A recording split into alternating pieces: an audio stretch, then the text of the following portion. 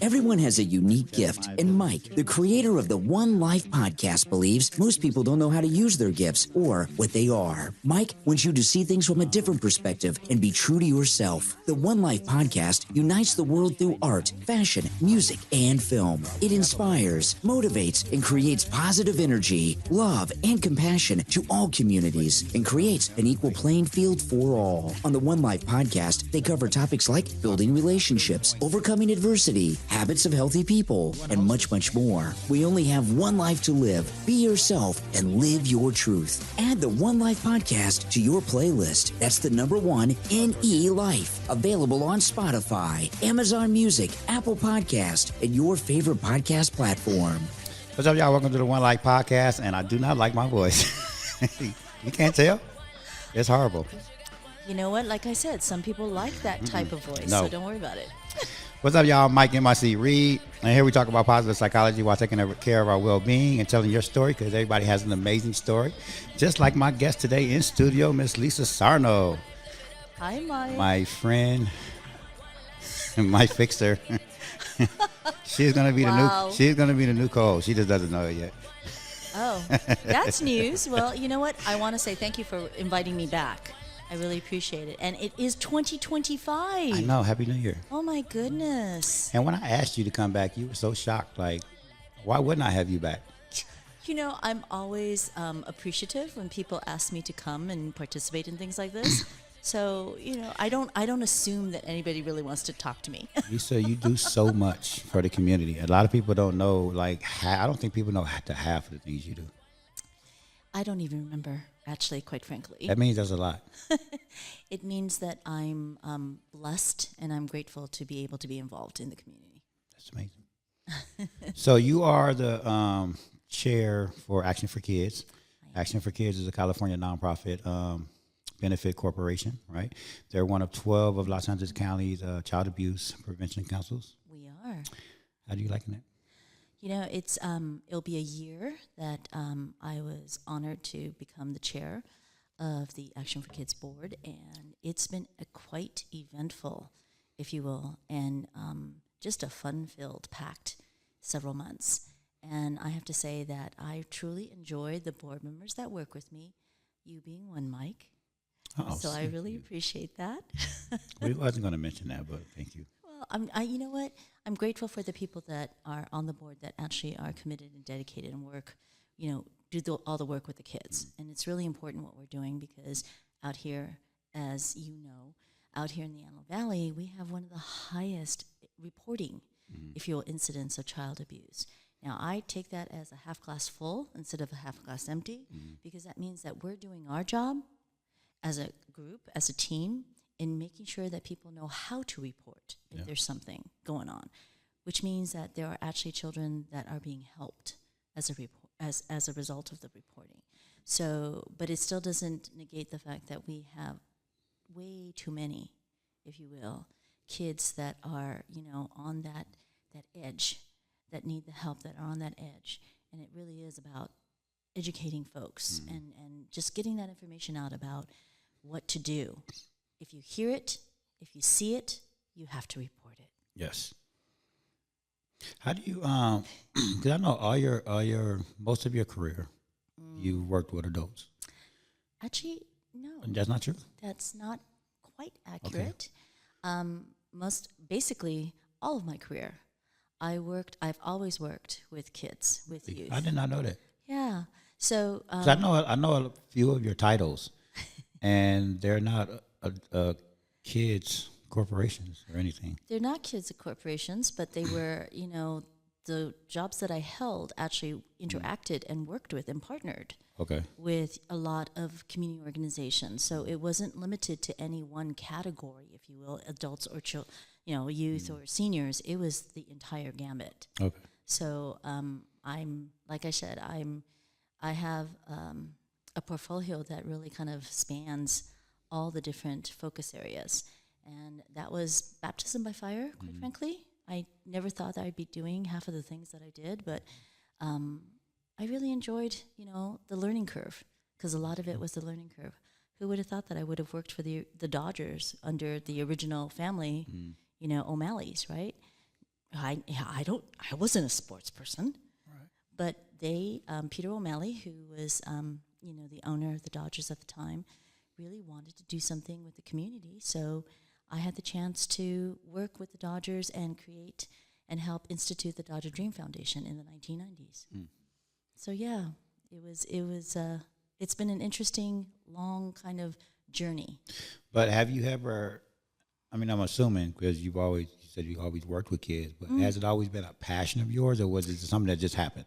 No, it's always been a passion. I think from an early age, just like a lot of us, if you will, those of us that are involved in the community, I think a lot of us have our own stories from childhood, and I think that's what makes us so passionate about making sure that we work with the kids and the youth today, that they don't have to go through the same things we did. Right. Yeah. So it's always been something that has been at the forefront for me. Like you right now. What do you mean?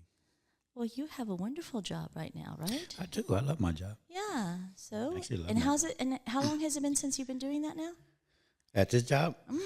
And you should tell people. I'm sure you've already said it, but yeah, remind people what you do. We talked about that last show. I know you did, but you know what? Let's talk about it again. So it's I am a student mentor. I've been doing that for about. It's crazy. There's only been 7 weeks, 8 weeks, but it seemed like my last show I had my training manager on, and we talked about the program and what we do.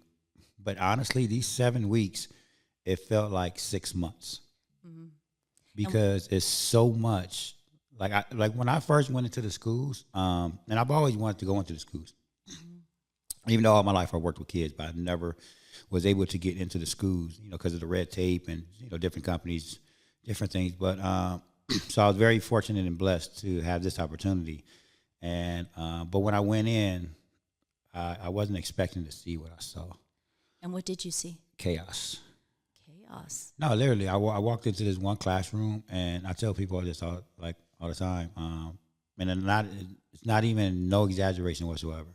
I felt like I walked into a scene of Lean On Me, that movie Lean On Me. Yeah, really, like kids are just running around the classrooms, cussing at the teacher, just like the teacher. And I know it's no fault to her because the teachers have a hard job, but she just had no control over the classroom, and it was just it was crazy.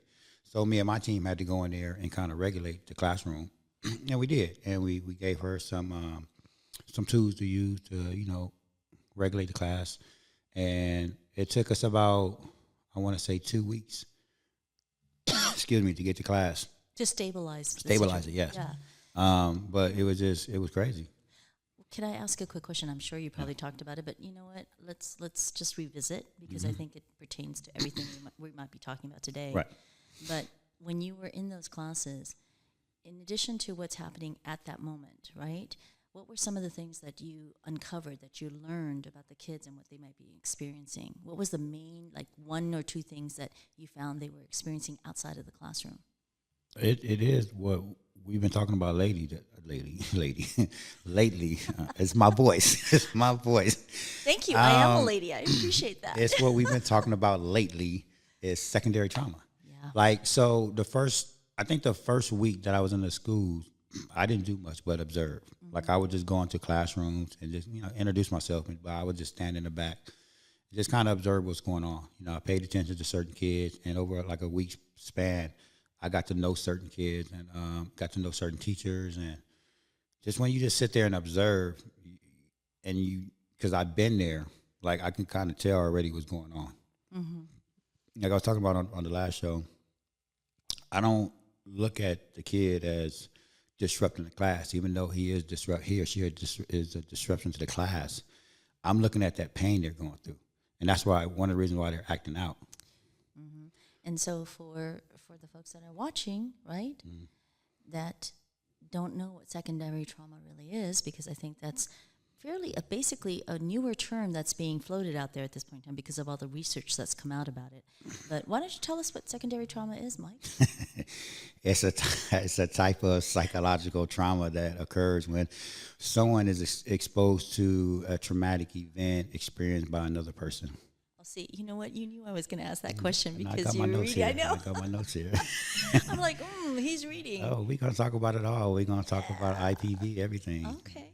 Yeah, secondary trauma, as you mentioned, it doesn't have to be, you don't have to be directly the person that it's happening, right? It's not geared towards you, but you're witnessing everything. Yeah. And so a lot of times that secondary trauma that we don't even know is happening to us actually follows us from childhood into adulthood, and it really impacts how we interact with people. Right. And, a lot of people say, well, can you kind of give me an example? Well, you know what? Here's a perfect example, right? COVID was a worldwide secondary trauma. Right. Because everybody who was in that situation, we were all in that situation together. We were watching the news. We had people that we knew that were being impacted by it. Either they got it or we lost them as a result. So that was a worldwide secondary trauma situation that was happening. Another one was for folks who will definitely remember is the 9/11. The 9/11 attacks on our Twin Towers, right? Everybody was watching those images, and it impacted us. We didn't know when and if something else was going to happen. And then January 6th, right, our Capitol. That was all secondary trauma. So and right now, it's happening again in the city of Los Angeles with all these wildfires. Yeah, all these wildfires are happening. And, social media and our, visuals, sometimes they're actually a blessing in that, it gives you information access, immediate access to information. But it can also be a challenge because we're constantly being stimulated. Right. And so that causes secondary trauma that we don't even realize we're experiencing. And you know what? When I was doing my research on secondary trauma, and one of the causes that really stuck out to me is consistently watching the news or following traumatic events on social media. Mm-hmm. That stuck out to me because I had someone that I was seeing. Well, I'm gonna say it was my ex-wife. And she would constantly watch those murder mystery shows. Yeah. Right? Yes. Even though they're interesting to watch to see how they solve crimes and, you get into the minds of these serial killers, but you're watching trauma. Mm-hmm. And she would watch it literally like 24/7 every day. At work, she had her laptop open. And when we got home, she was on her phone. The TV was always turned to that. And so I was always curious on why would she be in a bad mood, because she had trauma, right? But by her watching all these other traumas, it's like it's triggering. It is, and you're still living it. Right. That's why I try to tell people, even the simplest things, your environment that you're in, you can be experiencing secondary trauma and you don't even know it. That's why sometimes I tell people you have to get out of your environment to get healthy. Sometimes it's your environment, because if you're in it, like you said, it's not something that's being caused to you. It's just you're experiencing it. You're right there in the middle of it. And you're absolutely right. And part of what, when we're doing the workshops around secondary trauma, because that's what Action for Kids also does, because it impacts the kids and leads them into unhealthy, if you will, emotional situations as adults. You realize that our educators, our teachers, are actually experiencing secondary trauma. And that was made clear to me the end of last year when we did some workshops for some colleges. And we were in the workshop setting, and I touched on secondary trauma, and the teachers came back, and the feedback was, we really need you to come back and talk to us about secondary trauma, because they related. But they didn't even know what it was that they were experiencing, right? Mm-hmm. They didn't even understand what they might be able to do in order to help themselves. Right. So you need to recognize it first. No, absolutely. And like I said, when I went into these schools, I observed, and a lot of the teachers, you can tell, are burnt out. And it's something that when I met with a few of the principals and even my team and my upper team, we talked about this in our trainings, is that a lot of these teachers, they're burnt out because they don't get a break, right? So they're in schools every day, all day, dealing from one situation to another. And if you have a classroom full of kids that are experiencing this, that energy is bringing on to you. That is right. And so you're experiencing it as well, and you don't get a break. So what I teach my team is I do team huddles and community circles throughout the day. Like if we're experiencing a situation with a student, we handle it the best way we can, but then we go back to our room and we do team huddles. We talk about it. If we need to do a community circle, to like, let's talk about your feelings. Because I'm big on asking my team, okay, how are you feeling right now? Like, because you can't just go from situation to situation because you're carrying all those traumas with you. You're absorbing it. Yeah. Right? So you have to take a break because you have to regulate yourself too. So how are you feeling right now, Mike? How are you feeling, Mike? So Tell me. Lisa Sarno likes to flip the mic on me, and we're not doing it this show. She's trying to. I'm doing great. I think it's important. No, I'm actually doing great. I know you somewhat don't believe me, but it's like we learned in our. I do I believe really hate my voice right now. It's like we learned in our CAP class, right? Well-being.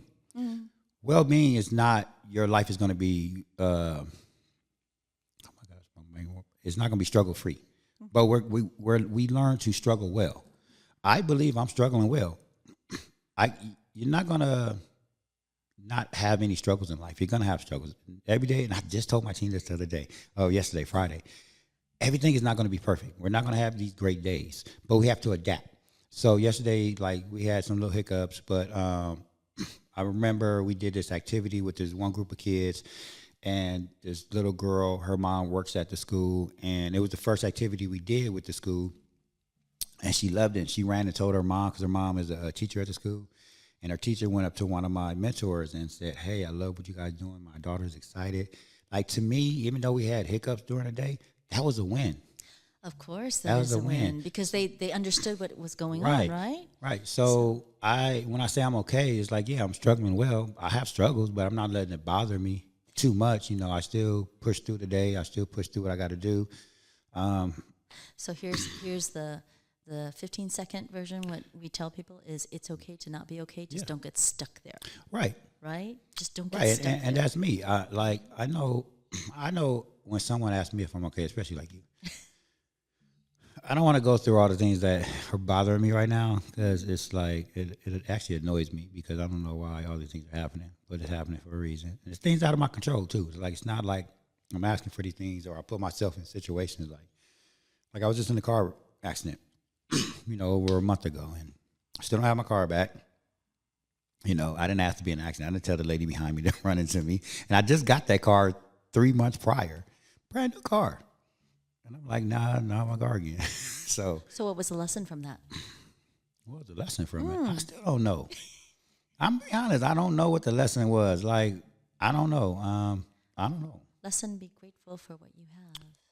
Okay. Be grateful for your health and your physical well-being. Right. This is true. But I'm gonna be honest with you. It put a strain on my life because, like, for instance, I couldn't, like, my holidays was, to me, horrible because I spent them by myself because I couldn't go nowhere. I was stuck. All my family's in Pasadena and Altadena, where all the fires was. So during Christmas and all that, I couldn't get there. I wasn't going. Even though I have money to catch an Uber, like that's how I get around now. It's expensive. I'm grateful, and like you just said, I'm grateful that I have a great paying job that I can catch an Uber or a Lyft anywhere I want. But I'm also being mindful of my money because I know I have to go buy a new car soon. Like, I don't want to just be, irresponsible and just start blowing money, like going places all the time, So I'm sorry that you went through that because that is a traumatic experience. Yeah. But I am grateful that you are okay. Yeah, me too. And so you mentioned your family that's in Altadena in the Eden fire. Are they okay? Yes, they had to evacuate. They're at my nephew's house. And my sister had that home. I have two sisters out there. One of my sisters had the home for, I want to say, 40 years, almost 40 years. And that's the house we always go to on Christmas Eve. Right. Like, for the last 30-some years, that's where we always go. But her house is still there. She's very grateful. Her house is still there. She has a bunch of ash and, all that stuff on it. But house is still there, thank God. So, but they're okay. Well, one of the things we're talking about right now when we're talking about, secondary trauma is also that psychological safety, right? And for the people that are trying to help at this point in time, I had a meeting with, Department of Children Family Services last week, and a lot of the, families that they were helping they don't even know where they went at this point in time because they had to evacuate. So they're trying to find them. But one of the things that, some of us can do is we can go to some of the child care facilities that are welcoming the kids at this point in time so that the parents, and, watching the kids so the parents can go do what they need to do as far as getting the documents and everything they need to just get a roof over their head. Right. But the children basically, are in secondary trauma or have trauma because they had to flee those flames. Their homes, their schools, all gone, right? So where's the psychological safety? So one of the things I know that, we are going to be doing, Action for Kids and also the Child Abuse Prevention Councils, is to be doing some art therapy, going into the, facilities where the children are and working with the caregivers that are there and doing some art therapy just to make sure that they can release their emotions and then also see if there's anything happening that might need additional attention that's coming out through the artwork. I love that. So there's different ways, and I think part of it is right now everybody is really helping, supporting, getting all the donations and everything, but it's the recovery process, right? It's going to take years for the recovery process. And so what happens when the cameras are gone? What happens when the media is not really putting out there the story because it's not at front and center at this point in time? And so, we're all looking at what are we going to do as a community, as a service community, to help the families and the children, specifically the children in our case, specifically the children in the next 2 to 3 years. Right. Because, when you think about it, think about the visuals that we've been seeing and how they had to evacuate within minutes, and they basically have lost everything. Right. Yeah. So, when you talk about the teachers, the educators, one of the things that we also, and we know I'm kind of giving information that, and talking about things we already know, but our first responders, oh my God, heroes, right? No, they are amazing. Total heroes. But talk about secondary trauma and their families too. Yeah. Right? Yeah, I know a couple of firefighters, and when they get, one of them the captain, and, when he's on these situations, he's away from home, like for days. And yeah, just that secondary trauma that he's experiencing. For sure. And then, of course, their families, because they don't know, what situation their loved ones are in. Right, because they can't contact them. Exactly. So all of that basically means that we have a lot of work to do.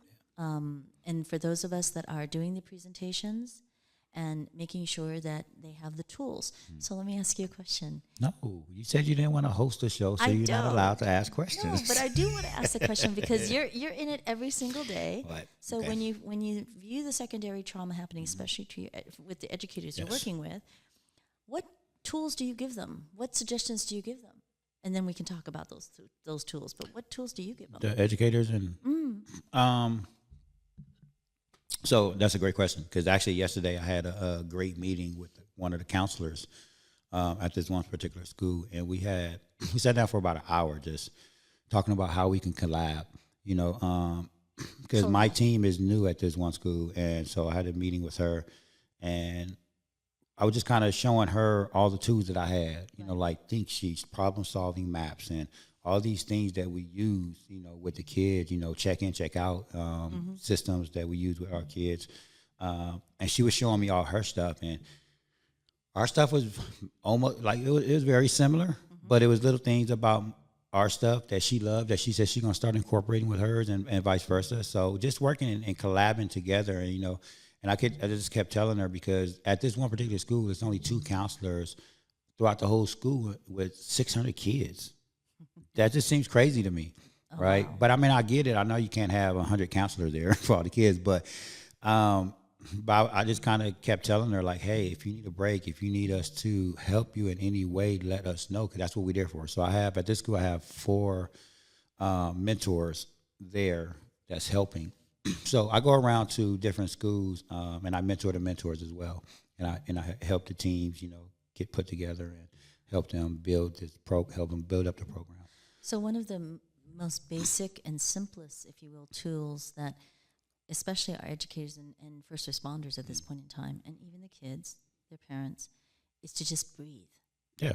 because sometimes people forget to just inhale and exhale. Oh, yeah. And I mean, you know, they are breathing, but the way that people breathe, the long, you know, the inhale of the air and then the slow exhale actually does have a real calming effect.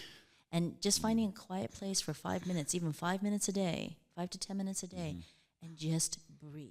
Yeah. In long inhale, you know, and just take a slow exhale. And I think part of that is we don't really do that for ourselves.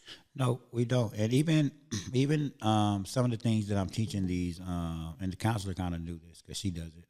But the teachers, the staff, because they're not really trained on a lot of stuff that we are, right? Like the well-being and all that. So one of the things that I'm telling the teachers and the staff at the schools is when you see an incident happen, and I train my team this as well. When you see an incident happen, make sure you regulate yourself first. Like, don't just rush into a situation. Like, even though I know that's our first instinct, like if a fight breaks out, we want to get in there. But it's like, regulate yourself first. If you're not ready for it, like, let somebody else handle it. Because it's a lot of duty aides and staff and teachers that are out on these playgrounds and in the classrooms. Like, you don't have to be the first one there. You know, it's like, regulate yourself first. Like you said, like, take a breath. Are you mentally prepared to handle what you're about to jump into? And if you're not, have a team member do it. And you're absolutely correct. But sometimes it's easier said than done, right? No, it is. Yeah. Our natural instinct as individuals who are protective of kids or even just protective of other individuals, you're going to want to rush in, like you said, right, to help support. And then you're in the middle of it going, what was I thinking? But, I mean, you know, that's why it's important, I believe, that's why it's important that those of us that are out there doing this type of work, that we ourselves are, like you said, are getting the training, are getting the certifications, you know, and people say, oh, it's another certification. You're going for another class? Yeah, because here's the thing. I just recently finished a trauma workshop, right? And I had no idea, you know, some of the things that I personally experienced while growing up actually did cause secondary trauma for me. Right. And when I talk to folks and we really share what secondary trauma is and how it follows you from a child into adulthood and can really impact your work life, your relationships, right? And just your individual ability to be in a regular conversation that can be triggering. And so it's really important for us, if we're out there doing this type of work, to make sure we know, you know, what we need to know in order to be helpful. But, you know, also to go with the piggyback off that, it's working as a team and working with these different counselors and different teams that are at the school, because there's a lot of teams that are at the school. Excuse me, my voice, I really hate this. but working with the team is it's because everybody has a job, right? So like my team, we're not allowed to touch the school, not the school, but the students. We're not allowed to discipline them. We're not there for that. We're there for their well-being and to get them to stay motivated to go to class and do the things and help them, you know, accomplish their goals. So we don't do no disciplinary actions. We don't grab them we don't break up fights or anything. That's for the duty aides and the other staff, playground staff that's there. And that's why I always tell my team to just regulate. So we fortunately do have the time to sit there and regulate first while the duty aides are breaking it up, and we can kind of observe what's going on, and then we can kind of go in there, the aftermath, and help the students, you know, figure out what, you know, do the problem solving and figure out what happened. So it sounds like you really do enjoy what you're doing. I actually do. It's actually my safe space. I'm gonna be honest with you. My personal life right now is all screwed up. So I'm happy when I wake up and I get to go into these classrooms and the schools, because I know I'm doing something that's impacting these kids' lives and it's gonna help. So I'm not too focused on my life. Like, so you're helping the youth that you're working with and students you're working with make sure that they have a healthy adult life. Yes. Okay. Absolutely. So I think I heard you mention when we were talking about secondary trauma a while back, I heard that when we first talked about it, it was a phrase that you really weren't aware of until that time, and then you mentioned something to me.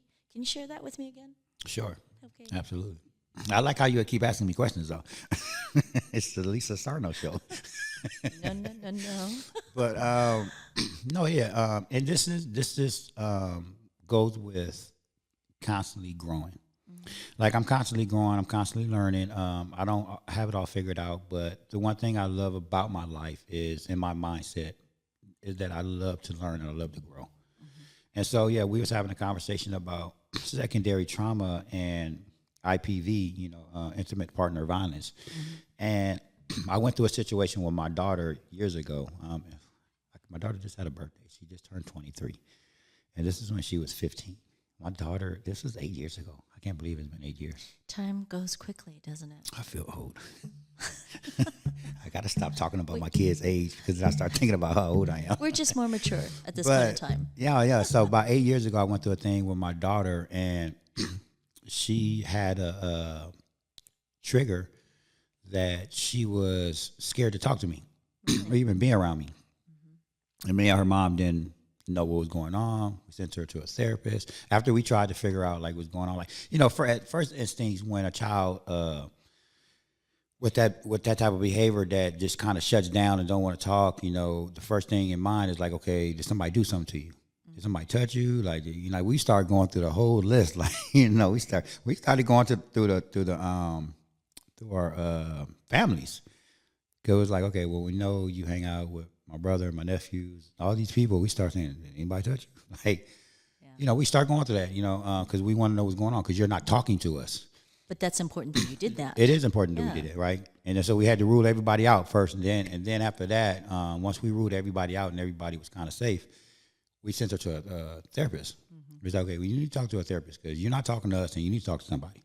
And I get it. Most kids won't talk to their parents, so they're more comfortable talking to a stranger or somebody else. But that's all part of that psychological safety, right? Psychological safety, right? And at that time, I didn't know nothing about that, but now I do. But it turned out to where she was, she had secondary trauma because it was something that I don't want to sound like I was doing something to my son, but I was training my son how to walk again because he had cerebral palsy. And, so he had, throughout his life, he had to have like 3 different surgeries. They cut his legs, they rotate them, and it took like months of learning how to walk again. So he had to go through therapy, and I was the one taking him to therapy 3 days a week, but he still had to do therapy at home. The rehab. Yeah. And so when he was doing rehab, the first time everything went well, right? Like he showed me he could do it. He set the bar. Right. I think it was the second. So during his second time is when he was getting lazy and he didn't want to do it no more. And me as a father of a boy, like it was just that tough love. So I was like, come on, do it. You can do it. You already set the bar and you're way down here. You thought you were motivating. I thought I was motivating, right. Just like any other dad when we're playing sports was there. Like we just that tough love. But I wasn't helping at all. Like, and my daughter was there because I was an entrepreneur and I was working from home and I was watching the kids while the mom was at work all day. So my daughter would just be sitting there taking all of it in. So this is when she was 10. I'm sorry. This is when she was 5. She was 5, my son was 10. But fast forward 10 years later is when the trigger happened. We still don't know what triggered it, but a trigger happened to where she was telling the therapist about something that happened 10 years ago. And I was like, so when she first told us that, the therapist told us that, I was like, what? Like She stored it, right, yeah. But I was just like, wow, like that's 10 years ago. And I said, I didn't even touch her. Like wasn't even yelling at her. I didn't touch her, I didn't yell at her. And my wife, fortunately, understood what the therapist was saying. It took me a minute to understand it, but I finally understood like what they were talking about. They were talking about secondary trauma. Yeah. And I was like, wow, that's crazy. Right. And you mentioned that, well, by the way, what Mike is talking about is that we were in a training session, if you will, an onboarding for some of our new board members. And so we were going over what Action for Kids actually does presentations on. And the information that we have, and secondary trauma was one of them. But I think what we learn is that, it doesn't matter what we think. Right. It's how we are appearing, right, to the person who's watching it. And so a lot of times when you're a child, we don't understand what adults would call motivation.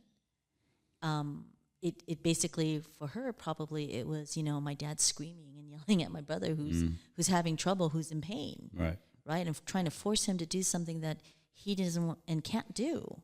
So as a 5-year-old, we're not processing, if you will, the bigger picture at that point in time. We're only processing what we see. Right. But she kept that, right? She kept it. But, and once I learned that, and it took a year, which was the hard part, for us to restore our relationship, and to this day, she still has like little triggers.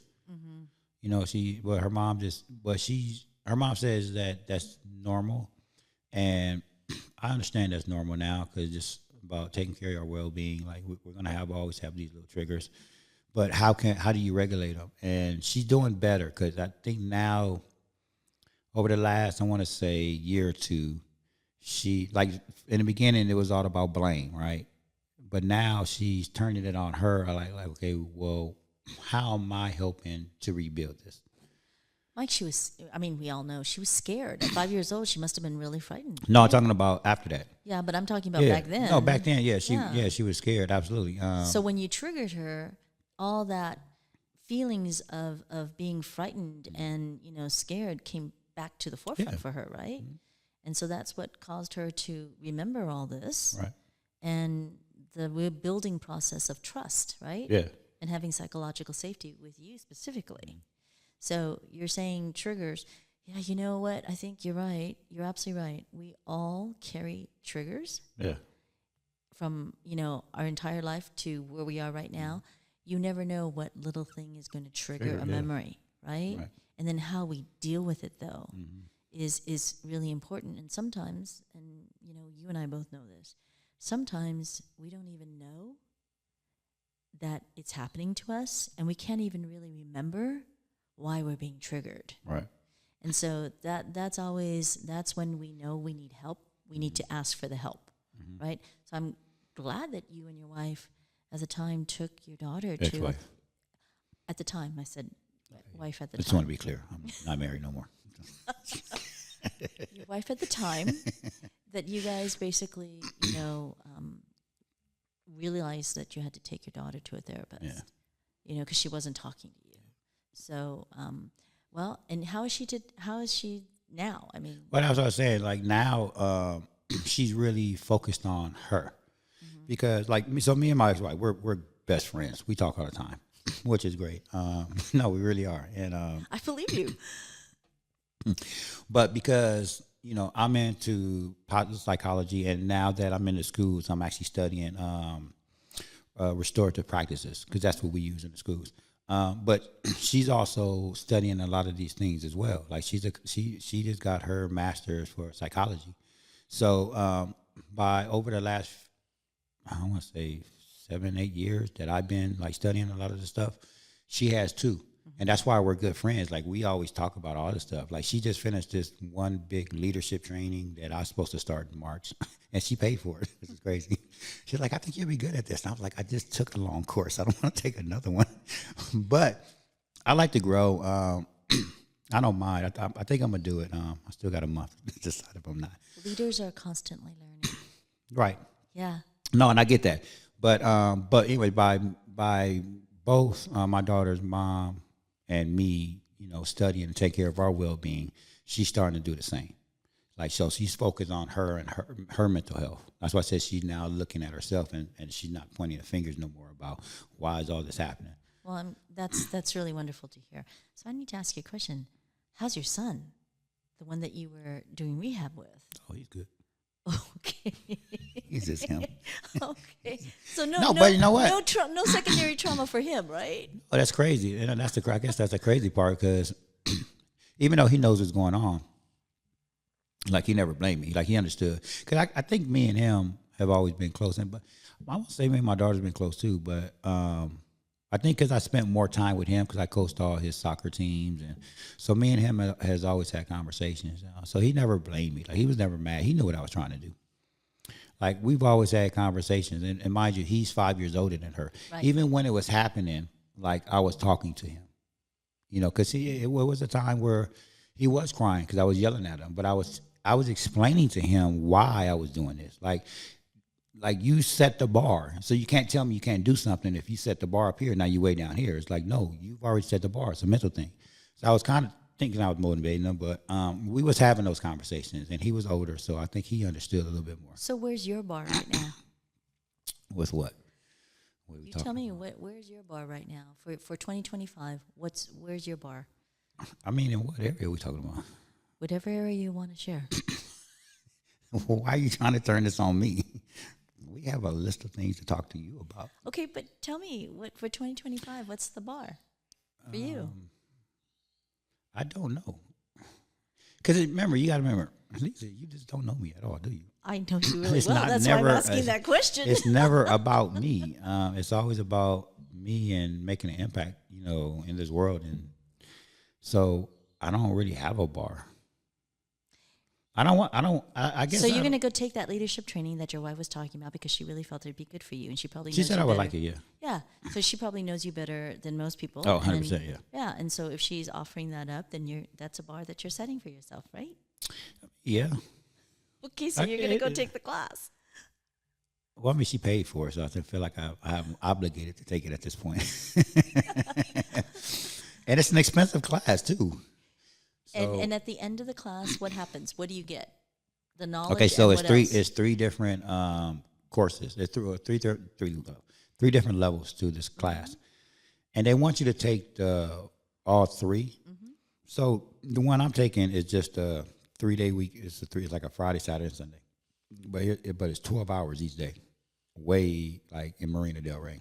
I'm not looking forward to that. That's what's deterring me right now. It's like I got to go out there Friday, Saturday, and Sunday for 12 hours each day. Like, that's just crazy to me. But you're going out of your environment and you're going to be meeting all these wonderful new people. No, and I love the networking. I love talking to people, Yeah. but I just feel like that's a lot. But I already know, like, I just watched her go through all three levels. She went through all three levels. Uh-huh. And so the last course is, I forgot what they call it, but it's a 4-month course. Mm-hmm. And it's 3 days out of the week, for 4 months. And I remember it really is like 12, 14-hour days. And like they give you an assignment and you're not supposed to leave until the assignment is done. Like you put into a teams and you go out in the field and you do all this stuff. And I remember her one weekend, she was like, it's 2:00 in the morning. They're still not done. But yet she had to be back at 7:00 in the morning. So I'm like, that's just crazy. Like, and I'm used to those hours because I worked in entertainment. But I'm like.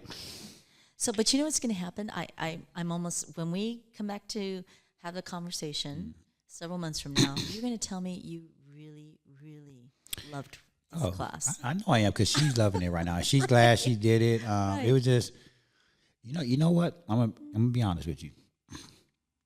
The one thing I don't like about it, and she admitted it too, because it's a leadership. So like even like with our course, right? Which course are you talking about? We take a lot of courses. Which one? CAP. Okay. And CAP, for those that don't know, is? Applied Positive Psychology. Thank you. She said they break you down, but they don't build you back up. Okay. I didn't like that part. Yeah. I didn't like that part because it's like, at least with ours, Lewis and them, when they was teaching, like, I felt like it was therapy on steroids. But I felt like he still built us back up. Here, she said they didn't. She said she didn't like that either. They had to build each other back up. Like it wasn't part of the course. Well, that is something that maybe you can offer to the team or the individuals you're working with, right? Right. So there's probably a reason why you're supposed to be there for them. Maybe. Yeah. So having said that, though, you had some questions and you talked about IPV and, DV. And you definitely use the acronym IPV. Does everybody know what IPV is? Intimate partner violence. Mm-hmm. And what is that, Mike? I'm going to let you explain it.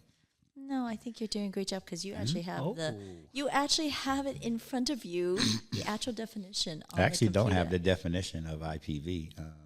I have the definition of secondary trauma. Okay, so what is IPV? When we talk about, everybody knows the acronym DV, domestic violence. Yeah, a lot of people, violence, not everybody, but a lot of people know what domestic violence is. And there's a new acronym that's out there for those that are working in that field. IPV, everybody knows, but for the general public, it is the intimate partner violence, right? That, in some ways, is a new acronym for a lot of folks in the general public. And the difference is, and you know, we went through this, the difference, domestic violence is when you actually live with someone, that this is how they kind of break it down, when you actually live with someone, and it's happening because you're cohabitating. Right.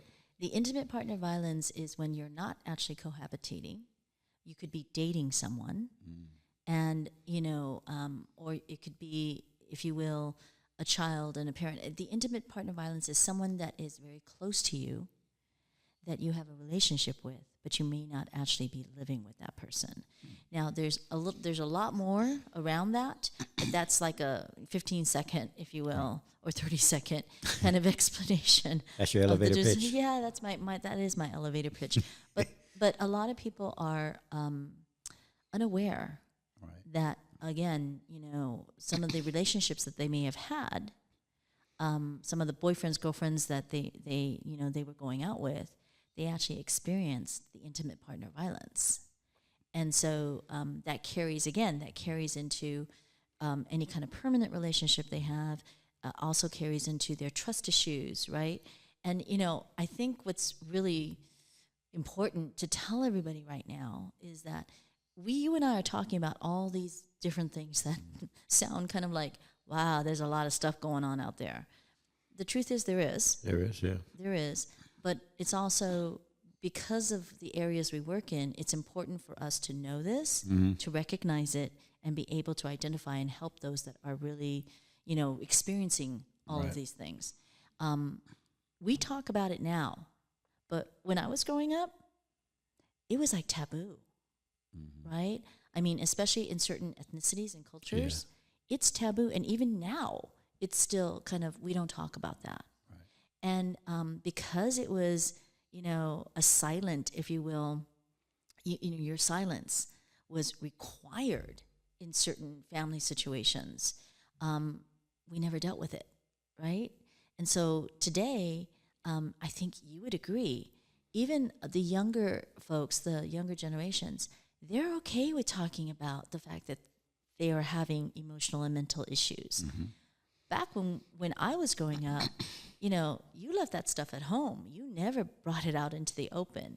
And so I'm really glad that we're able to actually identify this now and be able to, you know, engage and talk about it more freely than we ever have before. Yeah, it's more normalized now, which is a great thing. Okay, that was a great way, 15 seconds. Thank you very much. Yeah. That was normalizing, yes. Yeah. Normalizing mental and emotional health, right? Yeah. So tell me something. Have you been using your well-being tools for yourself? Yes, always. What's the one that you've been using most for yourself? Checking in with myself at the end of every day. Like I said yesterday, with my team, you know, we had hiccups. So it's okay. Well, what went well? And I use that a lot. When I'm going through a bad day, I always check in with myself and say, you know what? Okay, this happened, but what actually went well today? And I build off that. Right, your little jolts of joy, right, throughout the day. Jolts of joy, yeah. Right. So, what else? What other questions do you have for me? That was that's your last question. Well, for the moment. I don't really have questions. I was joking about that, but I did have talking points. But one of the things that I did want to talk about, just kind of elaborating on me more, even what's kind of helped me with the secondary trauma thing is that after I went through that, right, I had to start being mindful of having certain arguments around people. Like, where I started being mindful of that, especially when kids are around. Like, I never argued around any kids no more. But then the older I got, the more I was like, I just don't want to argue, period. You know, like, I don't think I had an argument with anybody in the last 4 years. So they're not arguments. You may have had disagreements, right? There's a difference. There is a difference. No, I've had disagreements with people even recently, but I'm talking about like full-out argument where we're just arguing back and forth. Like, I don't think I had one of those in like 4 years. And that's because that's a conscious? Yeah, because I know what it does now with the secondary trauma. I don't want nobody around me, you know, putting that out there. But also, it's just, what's the point? Argument is the pointless conversation. Like, if we can't have a healthy conversation and have a healthy disagreement, I don't see the point of arguing. Like, it really doesn't. And it's something that I've learned in CAP too. Like, when someone is trying to argue with me, I say, okay, today is just not the day. Let's talk tomorrow. I've had people try to argue with me, even as of like 8 months ago. Someone tried to argue with me, and I was like, I just sat there and I let them. To me, I thought they was just venting, but it turns out they was really arguing with me. But I just let them do it, and they walked away from me, and I was like, okay. I didn't chase them. I was just like, that person is going through something. I'm just gonna let them be, because they're not ready to have a conversation. But do you take that home? No, I did not. Okay, so you just basically let it go. I let it go because I knew it had nothing to do with me. Okay. I'm really learning to understand that. I think I've learned it, but yeah, I mean, when someone's acting out like that, it has nothing to do with me, because I know I don't do people dirty or bad. Like, so you acting out is like, has nothing to do with me. Well, that's a milestone for you, isn't it? Yeah. Yeah. So that's something to be, that's that bar. That's one of the things that you set for yourself, right? Absolutely. Even with, I don't take things personal, and we kind of, we learned that in CAP, and it's something in restorative practices we teach our mentors as well. We don't take behavior personal, because when we're in these schools with these students, they're acting out. They're cussing at us and yelling at us, and it's like we can't take it personal because we know it's not us. So I am glad that you're able to do that, because not everybody is able to do that. They're because not. When people are hurling all these insults and making it about you, because it can't be about them, right? They're making it about you. There are times when you do take it. Well, some people take it home, right? Oh yeah. And you kind of think. And for me, I will say that I actually do take some of that home, and then I try to self-reflect. Did I actually, with what they were saying, did I have a hand in any of that? Because I do the introspection, the look inside, and just make sure that I'm not missing something that I may be doing that may be actually, harmful to somebody else. And so I actually do take some of that home. To be fair, I actually do take some of that home. I do the introspection, and then I let go of what I know and believe is not mine to hold. But then sometimes I do hold on to some of the things that I think I can do better with. Does that make sense? No, it does, and I agree with you. I think in that retrospect, I take it home to assess, like, okay, did I do something that I didn't realize I was doing that made you feel that way? I actually had that conversation with a colleague of mine. They was upset about something, and I asked them. I said, "Was it something that I explained that I didn't explain correctly that made?" Because she was frustrated, and I had to have a one-on-one with her. And I asked her, "Was it something that I explained that was incorrectly that made you frustrated? Was it on my part?" I said, "And I apologize." I said, "I apologize if it was, but I want you to tell me if it was something that I did that I didn't explain correctly." And she actually appreciated it. The next day, she told me, she was like, "Hey, I feel better now because you actually came to me. You noticed I was frustrated."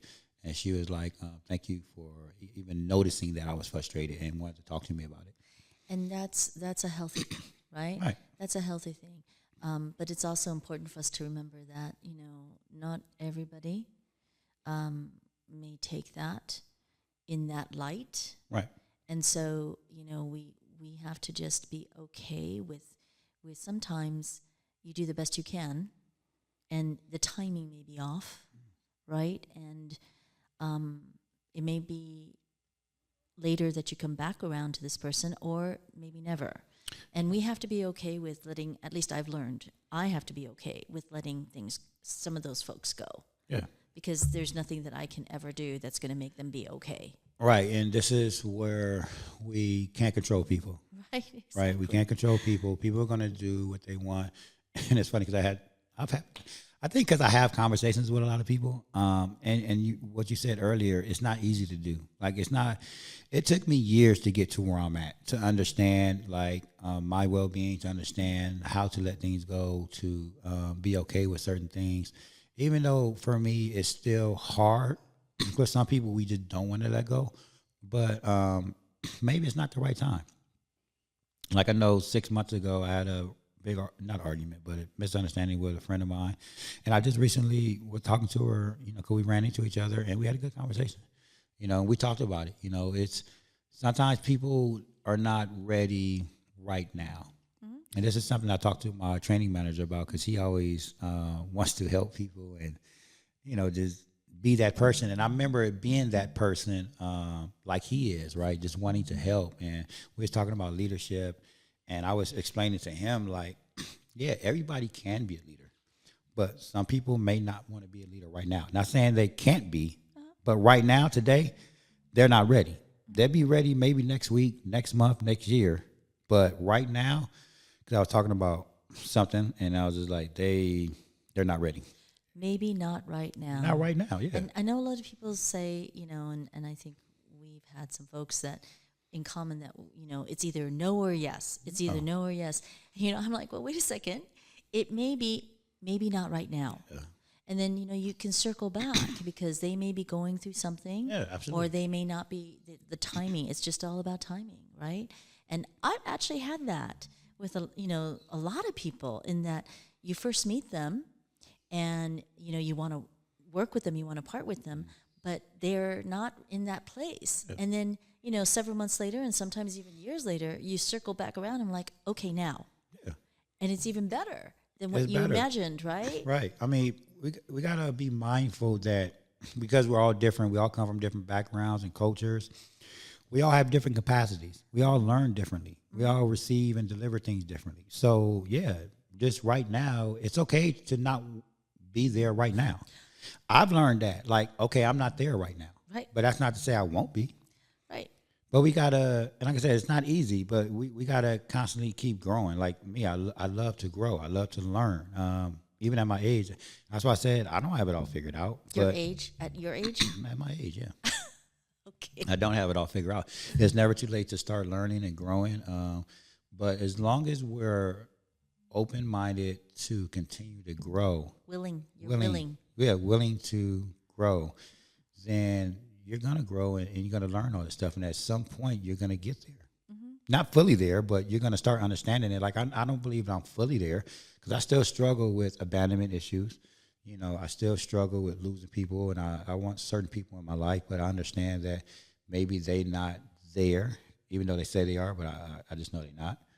But, you know, it's hard. When we talk about personal relationships, right, we never know who is you know, if the timing is going to be right with the individual, if you're not in sync at the moment. And this is what I always tell the folks that I talk to about personal relationships. You know, people say, well, you grow together. Mm. And I'm like, no, you don't. No, you don't. No, you don't. You don't. Nope. You absolutely do not. One is always maybe ahead. If you plateau together for a certain amount of time, that's wonderful because then you're in sync for a certain amount of time. But, you know, one is always growing. You just have to be patient and wait for the other to get where you need them to be. There just needs to be, for me, and this is me personally, we can't be here and, like, there got to be movement, right? Of course. It doesn't matter who's moving faster or slower as long as there's movement. You can't be stuck in one spot and then I'm just going way up here. Well, yeah, but that means that the person who's way up here, right, has to be a little bit patient. Yeah. And accommodating to allow your partner to be able to, you know, grow and get to that same level, right? And that's a back and forth. Yeah, that's a back and forth. Yeah. And I think a lot of people, you know, think that, oh, you have to be at the same place. And I'm like, never going to be that way. No, because that's really going to cause conflict, right? Yeah. And so I find it really interesting, but I also find that in our professional careers, in our community and work life, you know, there are going to be people who want to work with you. Mm. And then there are going to be people who say, no. And I always tell folks, and one of the things I share with folks is, it's okay if they don't want to work with you. They will. If that person doesn't want to work with you, there will be somebody else that will always want to work with you. But you know what? When you're in the midst of it and you're hearing somebody say, you're not good enough, or you're the problem, or we don't want to work with you, how can you not be somewhat discouraged by that, right? And so that's when I feel personally that you got to expand your network. You got to expand, if you will, the connectivity with other people. And one of the things I do want to share with you, here in the Antelope Valley, we have some really wonderful groups that I don't think really get enough attention. And right now, there's several. Best Start, they have a new facility where the old Mulligans used to be. And Best Start is doing some, Sylvia, the person who heads the Best Start program there, they're doing amazing things with providing training, certifications for women and parents and families, and basically building a whole new, if you will, group of leaders that are going back out and giving information and doing the training for their communities. And I mean, they're doing amazing things. And then also the Palmdale Women's Club. That club has been around since 1921, over 100 years, and they are amazing in the sense that they do so much for these women do so much for the community, but not everybody knows about them. Right. So the reason why I bring that up is because, we're familiar, you and I are familiar with a lot of the nonprofit organizations that do a lot of things, but then where's the umbrella groups, right? Where are the umbrella groups that actually, bring these people together so that there's a coalition, that there's a collaboration? And I think that that's important to know who these groups and these organizations are. And sometimes they're not always at the forefront. They're supportive. They're in a supportive role. Right. So, I would encourage people who are looking for that connectivity to actually look around them, look in their communities, and find these groups and connect themselves to it. Right. I'm just, right now, with everything that's going on, I'm laughing but it's really serious, all kidding aside. There's so much going on. There's so much, if you will. January has had, for Los Angeles and for California, we've had a really bumpy start. Yeah. And there are a lot of people, when you talk about unhoused, there's a lot of people right now in a whole different category that are unhoused. Right?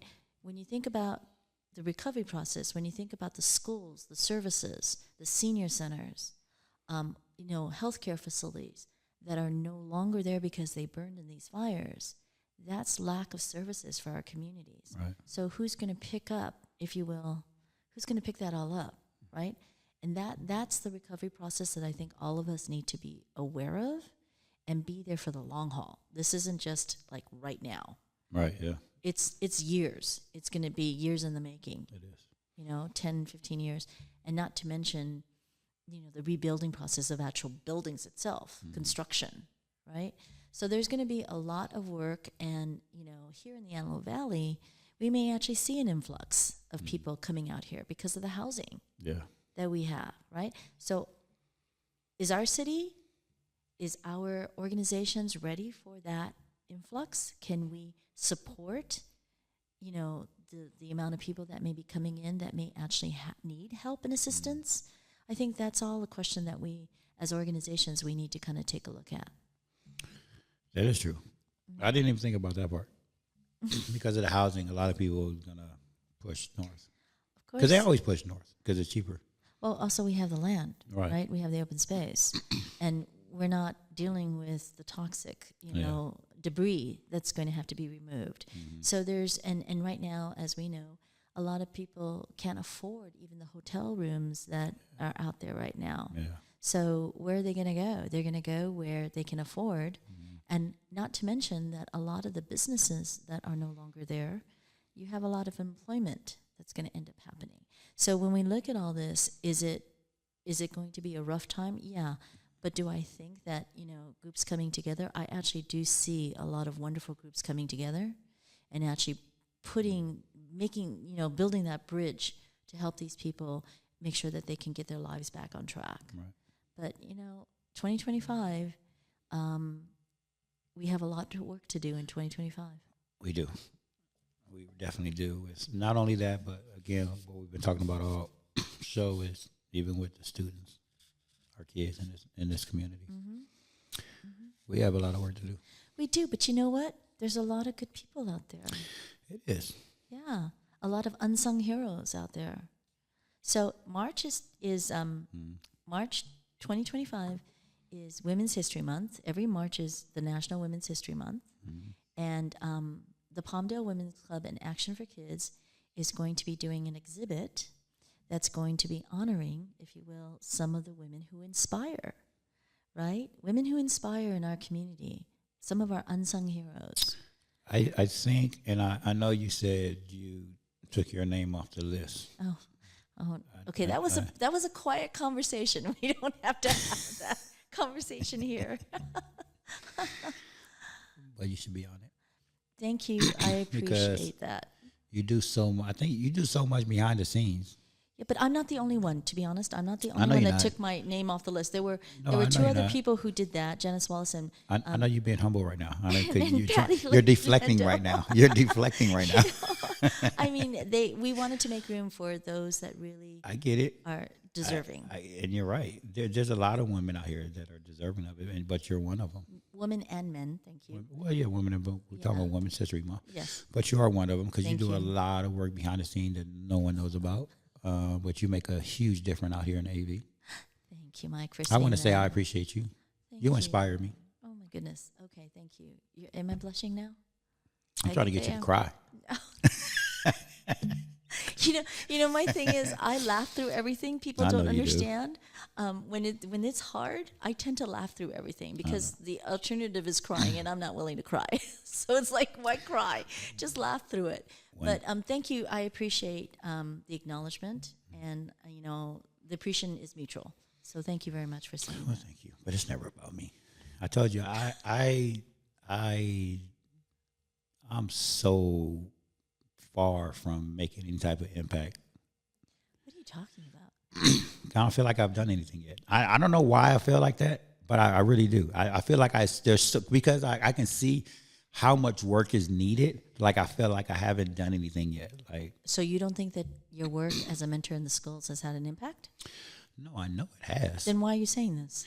Because I feel like I still have so much to do. Like I don't want to take no credit or no recognition. Because, yes, I know I've made an impact. I know I have. But it's just so much more that needs to be done. Like, yes. I guess I don't want to ever get, what's the word? Complicit. And just be like, okay, I did my part. Like, I'm done. Like, I don't want to do that because it's so much to do. I don't want to slow down. I don't want to do anything. It's so much to do for these kids. But you're part of a fabric. You're part of a tapestry of individuals that are doing incredible work and necessary to help support our community, whether they're kids or educators or adults, right? So to say that, what you said earlier, which I don't feel like I've made an impact, is kind of inaccurate in the sense that you're one part of a tapestry, an art piece that basically is important. I get that. So I mean, you're being humble. You say that about me, but I'm saying that about you right now. I feel like you're more humble than me. You know what? I think I can't speak for anybody else. So let me just say this about me. The impact that I feel I make, and now and in the future and in the past, is it's a legacy, right? It's a legacy piece for a lot of us, and the legacy is what is left.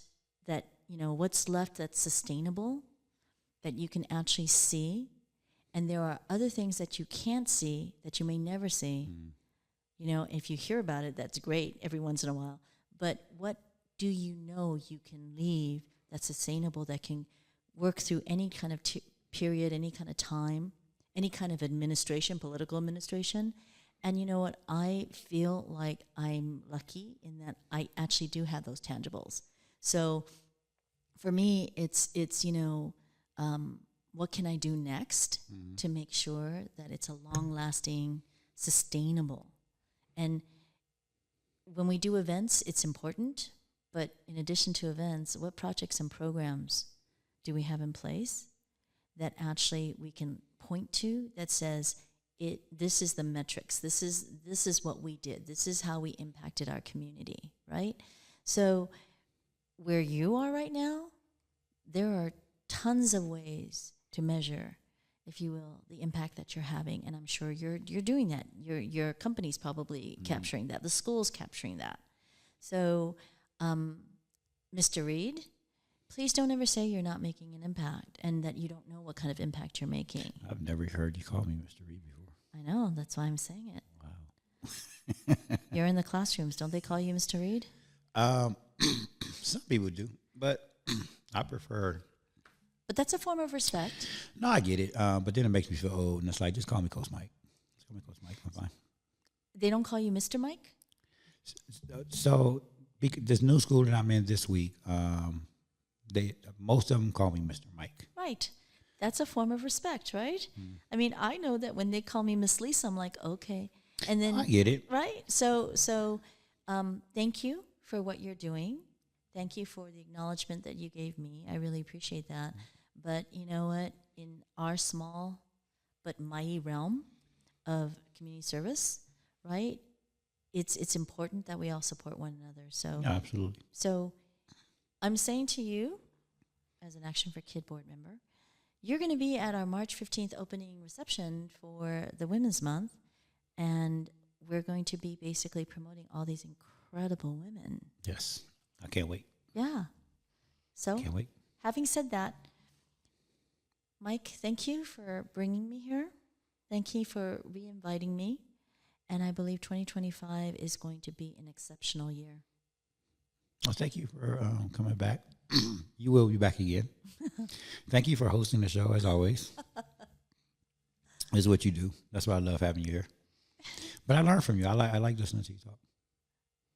I learn from you. Gratitude. Thank you. I'm humbled. I do. Thank you. Somebody asked, one of my team members asked me yesterday, she asked me, she said, how are you successful? How did you get to be successful? And I told her, I said, surrounding myself around like-minded people. And like, you're one of them. Thank you. Like, just networking with people that you want to be like, that inspire you. Thank you. And again, people who inspire, right? Who push you to be better than you think you can be. Mm-hmm. And then sometimes, you do have to have those that are contrary to what you think so that you can learn. Everybody, every person, I think you know this, every person we come across, whether it's a challenging or a positive experience, there's a lesson to be learned. There's a lesson, there's a lesson in everything. Always. I try to look for the lesson in everything. Well, yeah, I mean, you and I were introduced by a colleague, right, that went through the positive psychology class with us. And, that was a few years back. Yeah. And I had no idea that we would be working, in our community the way we are right now. So you just never know. You never know. So thank you. Thank you. I take it you're ending my show right now. It's been a wonderful conversation. I should say ending your show. It's been a wonderful conversation. Thank you for inviting me. I feel like I'm going to retitle this. Uh-oh. The 1NELife segment with Lisa Sarno. Sounds good. It just rolls off the tongue.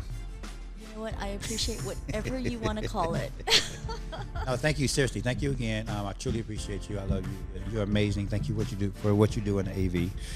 I know a lot of people don't know what you do, but you do a lot for this AV. The feeling's mutual, and I appreciate what you do as well. So thank you. This was about you. This was about both of us. This was about our community, right? Yes, it is. This is about our community, and we're doing amazing things, and I look forward to the future of it. All right, you guys, we're out of here. Thank you.